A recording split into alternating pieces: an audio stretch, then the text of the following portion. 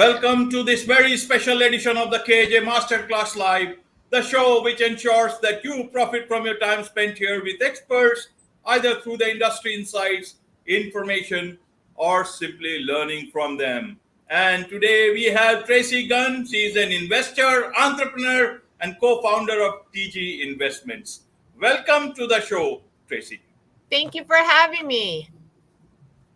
Wonderful. Wonderful. You are welcome to the show. Welcome to India. And not just in India, I'm sure a lot of people across the world will be benefiting from this difficult subject that we'll be talking about, because people don't know where to start and exactly how they can exit their business successfully. So first, to start with it, Tracy, is that when you start a business, do you start with the notion of building a business, building something of a greater vision, or should you start with the notion of exiting the business?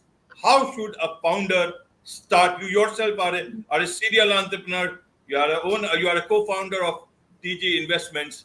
How does that work out? How does this mindset start when you start your startup? Well, when you start, you always should think about where you're going, right? If you are going on a vacation, you know you want to go on vacation, but now you have to figure out, well, where are you going, right? And then once you know where you're going, you can make all the plans to get there. And so I always encourage people to think about the end, like start with the end in mind.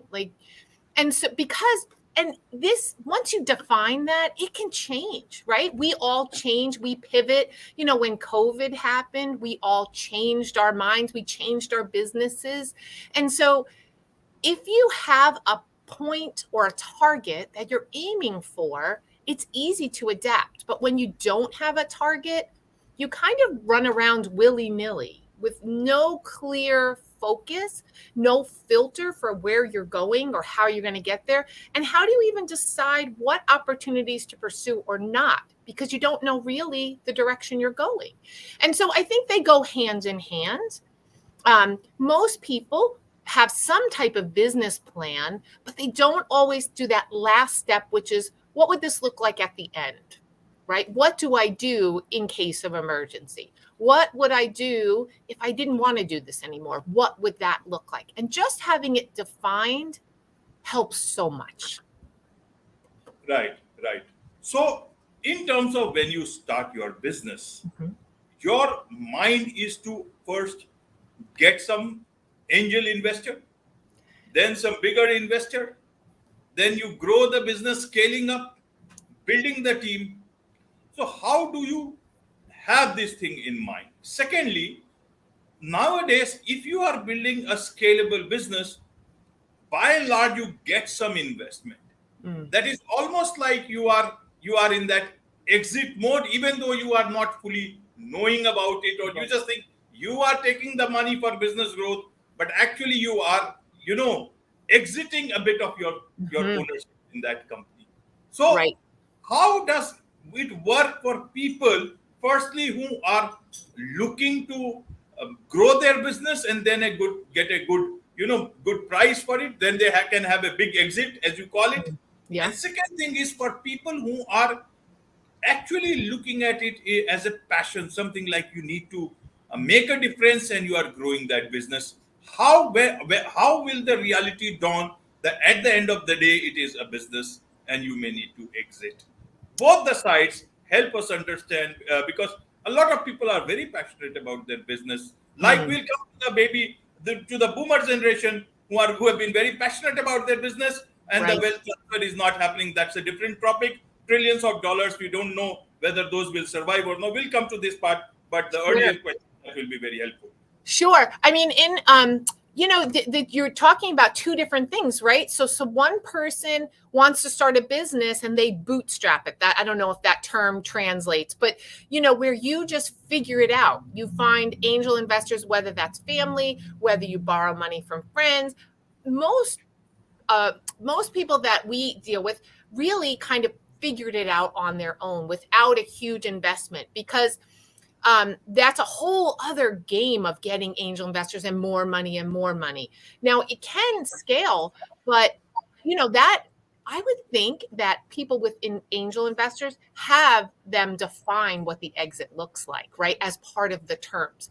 Whereas when you're bootstrapping, you're so focused on building that business, you can't think about anything else. And frankly, you're so involved in that business that an exit is not even possible. And that's what we find in most businesses is that, the stats are not great about exiting and selling, but it's more often than not because the business is dependent on the person.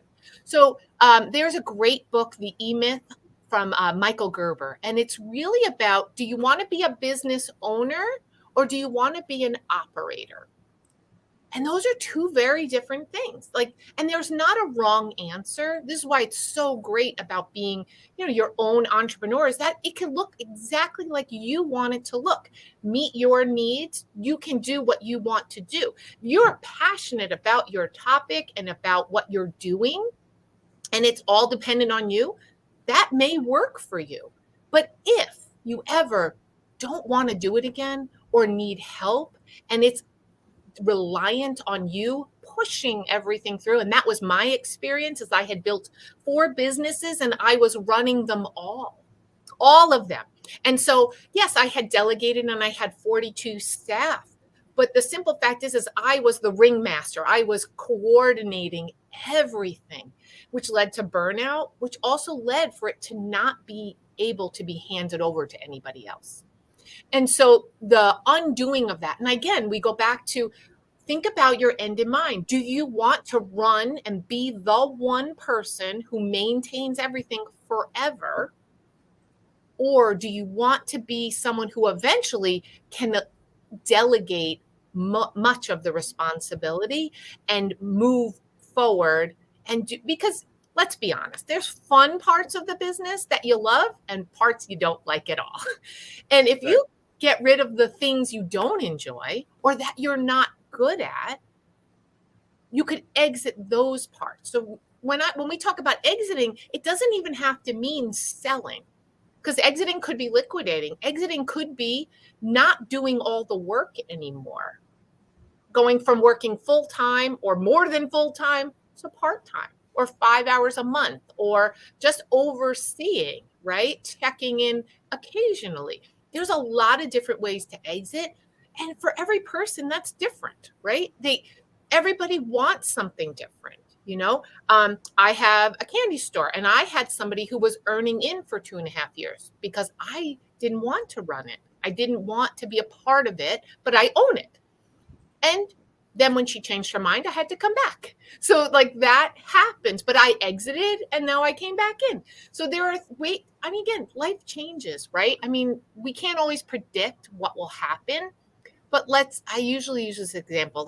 What if you had a car accident on the way to work and you're going to be okay, but you disappeared for a few weeks? What happens? Will your staff get paid? Will fulfillment happen on your services? Will things continue, or will they just crash and burn? It's things that are those kind of thoughts are really important, because how much of a business do you have if you disappear for 2 weeks and it disappears, the business, goes up in flames? I think we are so of the belief that we have time and we'll get there.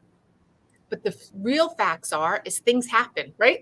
Nobody could have predicted COVID and shutting down, right? And it took all of us by surprise. It was unprecedented. We had never had anything like that before. And most of us were unprepared for that eventuality, right? If you shut off your cash supply, your cash flow, what happens? If you shut off your staff, if you shut off your customers being able to access you, what happens, right? All those kind of things are ways things to focus on, to fix. So you have a plan, so you know what to do. And again, you can't think about every eventuality, but you can think about the things you can think about, you can come up with a plan for and not be reactive, but proactive, which gives you a lot of more ease of mind and confidence and value in your business. Because if you remove yourself and that business can continue to chug along, you have something of value there that many people will give you money for. Right, right, Tracy. Now, in your case, you carry a lot of understanding at the ground level. When you could not exit, or you did not exit, and then that led to a burnout, and then you realized that learning came in, and then you could sell all your 4 businesses within 3 months, if I understand. Yep. Yep. And so I want to understand, why is it that in 16 years you did not have that learning? And when you had that learning, you did it all. You could fix the business. What did you fix? What did you learn? And how did you find the buyer and sell it at the price that you wanted within these 3 months? So instead of any book, I would rather ask you about the guide, any sort of a guide that you can Right. share. What is it that you did not know earlier? What Yep. is it that you learned so quickly? And how did that process started with you? Help our audience understand that. Absolutely. So here's the thing. If you were to ask, 100 business owners, what is your business worth? How many of them do you think could tell you an answer? They have guesses, but is it based on fact? And the simple fact is, for me, until I hit that wall and was burnt out and started considering to sell, I thought it was going to be easy. And then it took an experience with a broker who knew how to value and has his own opinions. He doesn't own his own business, so it's a little different. But he had an opinion about what the business was worth, and he basically said none of them were worth anything. And so it took that reality check for me. So it's, you don't know you have a problem until you know you have a problem. I was chugging along. I had staff, I had customers, I had cash flow. I was tired, but I thought I had something that I could hand over. And when he said there's nothing worth selling here, first of all, it was a wake-up call. I cried a little, I'll be honest. And then it was like a punch in the gut, right? Because we work so hard as small business owners to build something, to serve our customers, to pay our staff, to build something of value, all from the idea that someday it'll pay us back, right? And when he told me it was never going to pay me back, that was a reality check for me. So what was the point? Now, at that point, I had a choice to make. And the same is true for every business owners. We all have a choice to make. We can continue on the direction we're going without realizing we have a problem. Or once we have recognized the problem, we have the decision. Can we fix it? Or do we give up? And so for me, and I think most small business owners or entrepreneurs, we don't give up. We just adapt. And so I had a new problem. And instead of paying attention to growing and the everyday, I shifted my whole focus to fixing my problem, right? When you define the problem and you come up with your plan of how to overcome it, that I took all of my time and shifted it to that. I gave myself 6 months. So I created my own exit plan. That's part of our process here is we develop an exit plan. I gave myself a time. I figured out how much I wanted to sell for. I figured out who my buyers might be. And then I figured out what my business was worth. Now, the broker said 0, so that was easy to figure out. Great. But now I had an opportunity. Okay, he doesn't see the value that I see. So where am I missing it? So I had to go do a deep dive on like, what am I not seeing? And I realized, for example, the business wasn't transferable. It was still dependent on me. So I had to get myself out of that. So I had to figure out my opportunity. So I listed all the things that I did. And then I thought, all right, what are some things that I can quickly get rid of that I don't love doing anyway?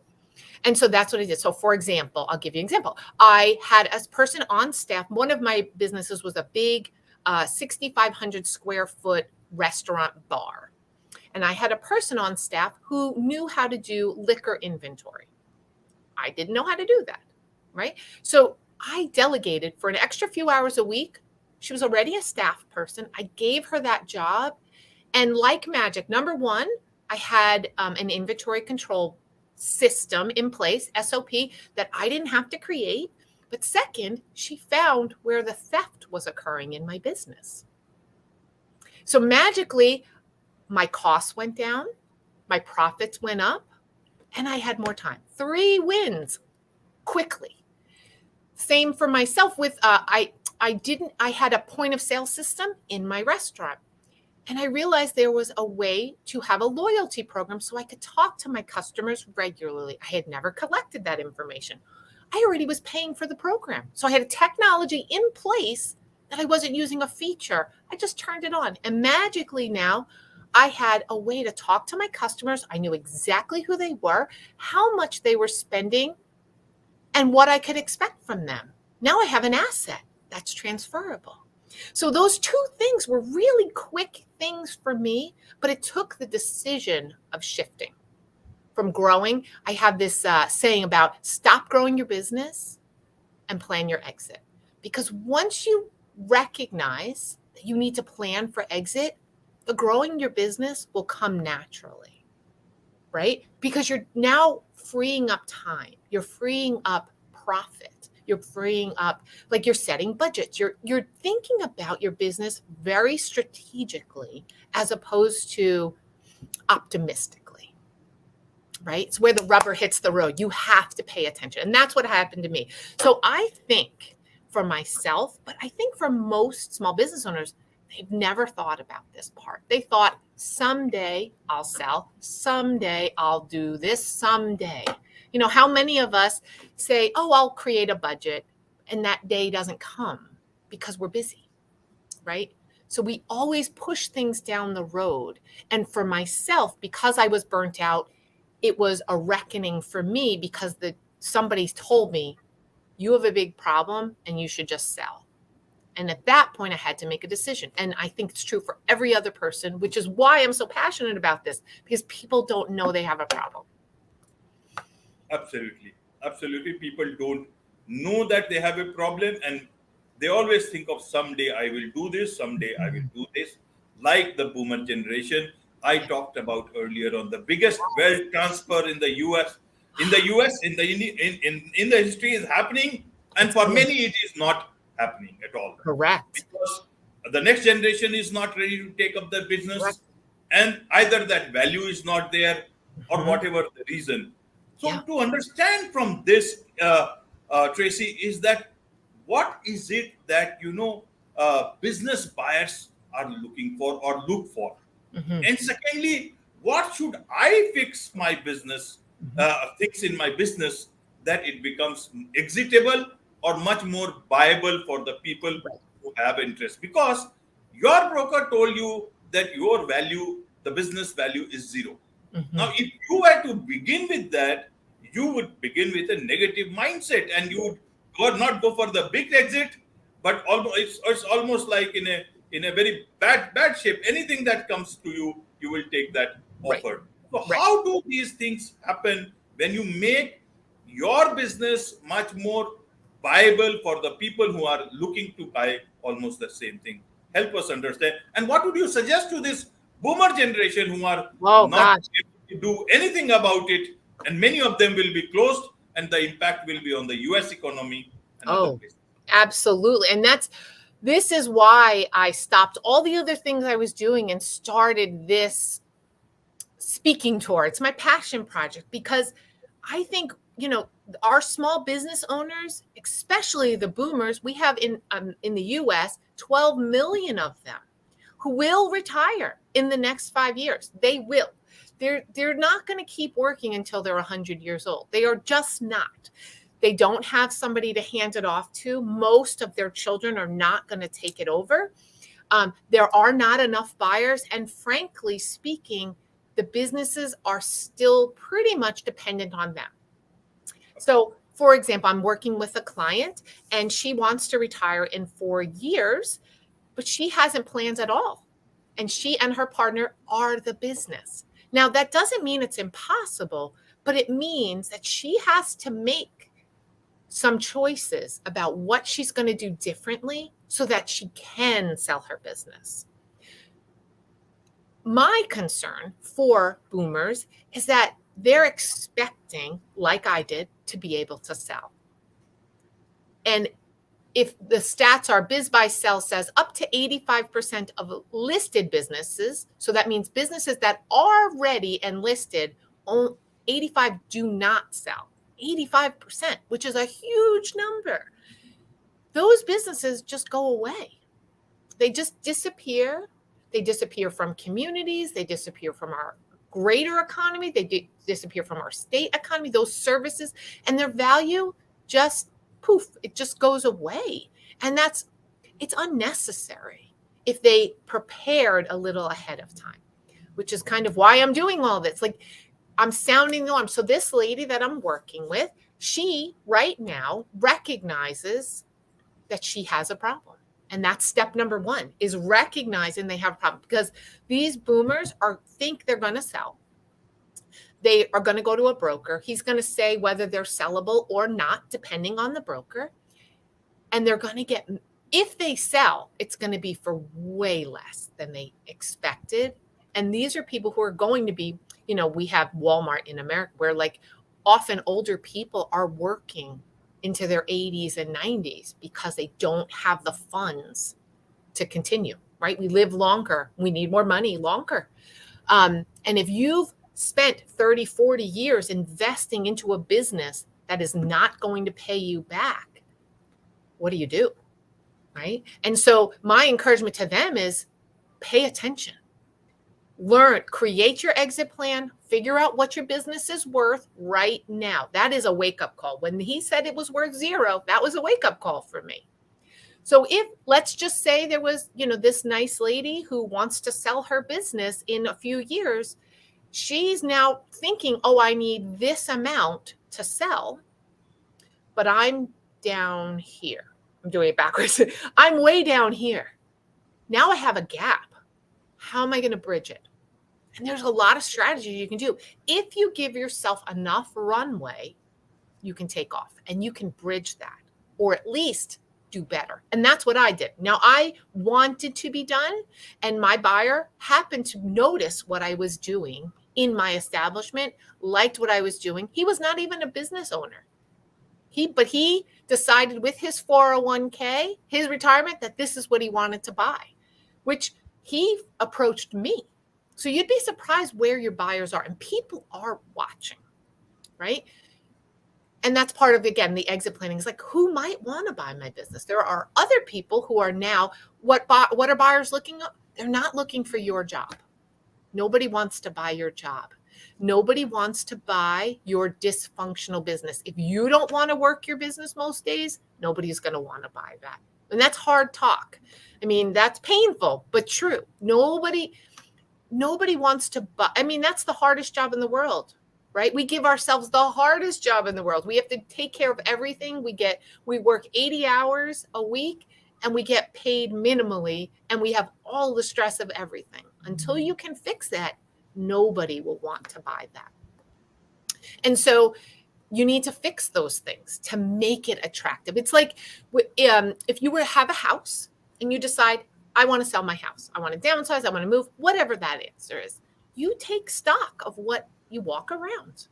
You think, what can I fix quickly to make it look better? How can I prep it and fancy it up so I get the best price? That is exactly the same thing that we should be doing in our businesses. And the longer we have, the more impact we can make and the more we can change that end result. So it just takes starting. And then once you have something that's high, that has profit, that has consistency, and is not a big job for you, you will attract a buyer. And if you're flexible on the terms, you can almost guarantee you'll get your number. Right? Right, Tracy. So once somebody knows that he or she has a problem, then how do they go to the right person who can solve their problem. If you are not ill, you go to a doctor. How about a business sale? Because how do you know even who to go to? So what is your advice in terms of in the US, that the thing, but many people still don't know. So for the Right. USA outside, how do they find the right person who Mhm. can handhold them to get Mhm. the big exit for them? Well, and that's the unfortunate thing. When I wanted to sell and the broker told me, don't bother, just liquidate, he didn't have a resource to hand me. We expect the broker to help us, to say, okay, go back, fix some things, and then come back to me. That would be a smart broker, right? And I'm actually doing a talk soon to a room full of brokers, because with 12 million businesses coming up for sale, plus whatever else, they have a huge opportunity if they're open to helping the business owner navigate the uncharted territory. I didn't know. And thankfully, I had time and energy and the willingness to fix and research. But nobody helped me. There was nothing out there to say, this is how you make your business sellable. And so, which is why we saw this gap in the market, because with 12 million, that's just the retirees. That's not people who are burnt out like me. That's not people who have a new passion project. That's just the retirees. Like, there's this huge opportunity. Once people realize they have a problem, they have nowhere to go. There are not a lot of resources out there. And so that's why we're kind of getting out there and beating the drum. There's tons of things online. Once you know you have a problem and you create your exit plan and you think logically, why would somebody want to buy my business versus why would they not want to buy my business? Some of that, because we're all smart, we're owners, we're entrepreneurs, we're smart. It just takes stepping out of that and thinking with your. I used to do a worksheet or a buyer's checklist. What is a buyer looking for? They're looking for not a pain. They're looking for systems. They're looking for consistent profit, right? They're looking for cash flow. They're looking for something that's done already. That's the perk of buying a business versus starting one. With 95% of small businesses failing in the first 5 years, it's a much safer bet to buy one. But the one they buy has to make sense. It has to have stability. It has to not have dependency on one person, especially the owner, right? It has to have some standard operating procedures. It has to have documentation on who they buy from, what the price margins, and they have to have their finances in order. All of these things. And much of this, like anything, if we Google enough, like, we can find things online. But what we try to do is at least get them through the first stage, which is, I have a problem, or I don't know I have a problem. Now I know I have a problem. I know what my business is worth and how to do that. And these are my opportunities. And from there, they can either go and work them on their own, or we can help them further.